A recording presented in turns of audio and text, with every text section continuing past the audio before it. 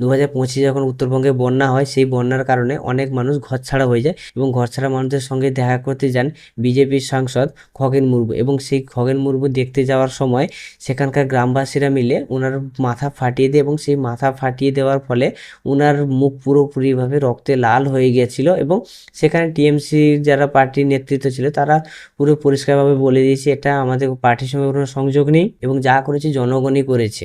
আজ 2026 ডায়মন্ড হারবার লোকসভার সাংসদ অভিষেক ব্যানার্জি একজন তৃণমূল কর্মীর বাড়িতে দেখা করতে যান এবং সেই সময় গ্রামবাসীরা মিলে ওনার উপরে হামলা শুরু করে এবং ওনার উপরে চড়াও হন। এবং আগেকার মতো 2025 সালে টিএমসি যেইভাবে বলেছিল যে আমরা কোনো জানি না, এখানে পার্টির কোনো সংযোগ নেই খগেন মুর্মুর আক্রমণের উপরে, 2026 দাঁড়িয়ে বিজেপি সেই একই কথা বলছে যে আমরা অভিষেক ব্যানার্জির উপরে কোনো হামলা করিনি, সেটা যা করেছে জনগণ করেছে। এটা কিন্তু সবসময় চলতেই থাকছে। আপনারা কি মনে করেন মাননীয় সাংসদ খগেন মুর্মুর উপরে যে হামলা হয়েছে সেটা কি কোনো পার্টির লোক করেছে না গ্রামবাসী? এবং মাননীয় সাংসদ অভিষেক ব্যানার্জির উপরে যে আক্রমণ হয়েছে সেটা কি কোনো পার্টির লোক করেছে না গ্রামবাসী করেছে? কমেন্ট বক্সে অবশ্যই জানাবেন।